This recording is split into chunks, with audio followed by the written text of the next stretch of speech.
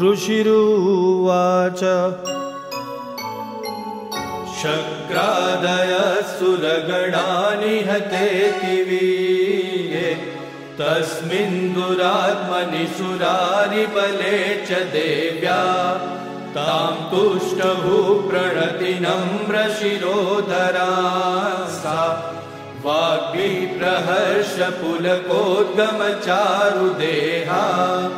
देव्या यया ततमिदं जगदात्मशक्त्या निःशेषदेवगणशक्तिसमूहमूर्त्या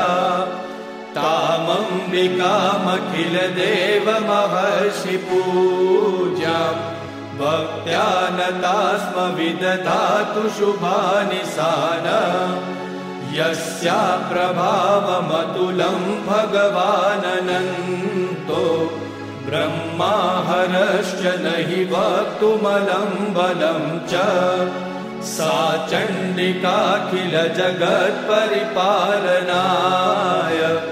नाशाय चाशुभभयस्य मतिं करोतु या श्रीस्वयं सुकृतिनां भवनेष्वलक्ष्मी पापात्मनां कृतधियां हृदयेषु बुद्धि श्रद्धा सतां कुलजनप्रभवस्य लज्जा तां त्वां नतास्म परिपालय देवि विश्वम् किं वर्णयाम तव रूपमचिन्त्यमेतत् किं चातिवीर्यमसुरक्षयकारि भूरि किं चाहवेषु चरितानि तवानियानि सर्वेषु देवसुरदेवगणादिकेषु हेतु समस्त जगतां त्रिगुणापि दोषे न ज्ञायसे हरिहरादिभिरप्यपारा सर्वाश्रया किलमिदं जगदंशभूत मव्याकृता हि परमा प्रकृतिस्त्वमाद्या यस्या समस्तसुरता समुदीरणेन तृप्तिं प्रयाति सकलेषु मखेषु देवी स्वाहासि वै पितृगणस्य च तृप्तिहेतुरुच्चार्यसे त्वमत एव जनैस्वधा च या मुक्तिहेतुरविचिन्त्य महाव्रतात्वमभ्यस्यसे सुनियतेन्द्रियतत्त्वसारै मोक्षार्थिभिर्मुनिभिरस्तसमस्तदोषे विद्यासि सा भगवती परमा हि देवी शब्दात्मिका सुविमलर्यजुषां निधान मुद्गीधरम्यपदपाठवतां च साम्नां देवी त्रयी भगवती भवभावनाय वार्तासि सर्वजगतां परमात्रिहन्त्री मेधासि देवी विदिताखिलशास्त्रसारा दुर्गासि दुर्गभवसागरनौरसङ्गा श्रीकैटभारिहृदयैककृतादिवासा गौरी त्वमेव शशिमौलिकृता प्रतिष्ठा ईषत्सहासममरं परिपूर्णचन्द्र बिम्बानुकारि कनकोत्तमकान्तिकान्तम् अत्यद्भुतं प्ररतुमातरुषा तथापि वक्त्रं विलोक्य सहसा महिषासुरेण दृष्ट्वा तु देवि कुपितं भ्रुकुटीकराल मुद्यच्छ शाङ्कसदशच्छवियन्न सद्य प्राणान्मुमोच महिषस्तदतीव चित्रम् कैर्जीव्यते हि कुपितान्तकदर्शनेन देवी प्रसीद परमा भवती भवाय सद्यो विनाशयसि को भवती कुलानि विज्ञातमेतदधुनैव यदस्तमेतन् नीतं बलं सुविपुलं महिषासुरस्य ते सम्मता जनपदेषु धनानि तेषां यशांसि न च सीदति धर्मवर्ग धन्यास्त एव निभृतात्मजभृत्यदारा येषां सदाभ्युदयदा भवति प्रसन्ना धर्म्याणि देवि सकलानि सदैव कर्म ह्यत्यादृतः प्रतिदिनं सुकृती करोति स्वर्गं प्रयाति च ततो भवति प्रसादा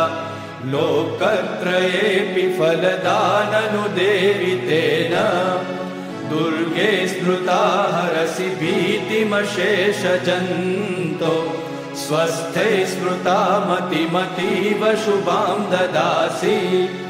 दारिद्र्यदुःखभयहारिणि का त्वदन्या सर्वोपकारकरणाय सदार्धचित्ता एभिर्हते जगदुपैति सुखं तथेते कुर्वन्तु नाम नरकाय चिराय पापम् सङ्ग्राममृत्युमधिगम्य दिवं प्रयान्तु मत्वेति नूनमहितान्विनिहंसि देवी दृष्ट्वैव किन्न भवति प्रकरोति भस्म सर्वासुरानरिषु यत्प्रहिणोषि शस्त्रम् लोकान् प्रयान्तु रिपवोऽपि हि शस्त्रपूता इत्थं मतिर्भवति तेष्वहितेषु साध्वी खड्गप्रभानिकरविस्फुरणैस्तथोग्रे शूलाग्रकान्तिनिवहेन दशोऽसुराणां यन्नागता विलयमंशुमदिन्दुखण्ड योग्याननं तव विलोकयतां तदेतत् दुर्वृत्तवृत्तशमनं तव देवि शीलं रूपं तथैतदविचिन्त्यमतुल्यमन्यैः वीर्यं च हन्तृरुतदेव पराक्रमाणां वैरिष्वपि प्रकटितैव दया त्वयेत्थम् केनोपमा भवतु तेस्य पराक्रमस्य रूपं च शत्रुभयकायति हारिपुत्र चित्ते कृपा समरनिष्ठुरता च द्रष्टा त्वय्येव देवि वरदे भुवनत्रयेऽपि त्रैलोक्यमेतदखिलं रिपुनाशनेन त्रातं त्वया समरमूर्धनि तेऽपि हत्वा नीता दिवं रिपुगणा भयमप्यपास्त मस्माकमुन्मदसुरारिभवं नमस्ते शूलेन पाहि नो देवी पाहि खड्गेन चाम्बिके घण्टा स्वनेन नः पाहि चापज्जानी स्वनेन च प्राच्यां रक्ष प्रतिष्ठां च चण्डिके रक्ष दक्षिणे ब्राह्मणेनात्मशूलस्य उत्तरस्यां तथेश्वरी सौम्यानि यानि रूपाणि त्रैलोक्ये विचरन्ति ते यानि चात्यन्तघोराणि ते रक्षास्मांस्तथा भुवम् खड्गशूल गदादीनि यानि चास्त्राणि तेऽम्बिके करपल्लव संगीनि तैरस्मान् रक्ष सर्वतः ऋषिरुवाच एवं स्तुता सुरै दिव्यै कुसुमैनन्दनोद्भवैः अर्चितां जगतां धात्री तथा गन्धानुलेपनैः भक्त्या समस्तैस्त्रिदशै दिव्यै धूपै सुधूपिता प्राह प्रसाद सुमुखी समस्तान् प्रणतान् सुरान् देव्युवाच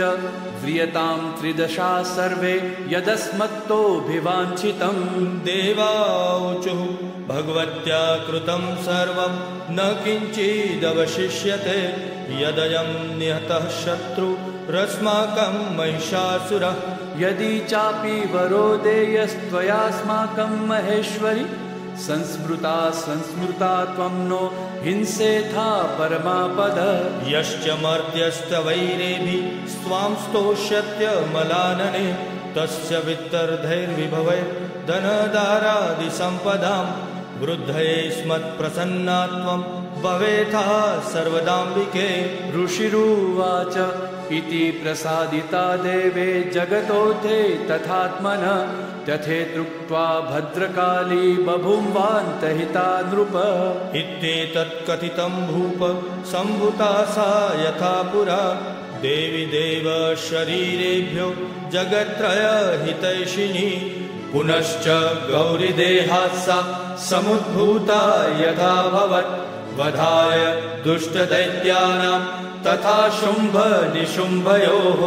रक्षणाय च लोकानां देवानामुपकारिणी तच्छृणुष्व मया ख्यातं यथावत् कथयामि ते। इति शक्रादयस्तुति सम्पूर्णम्।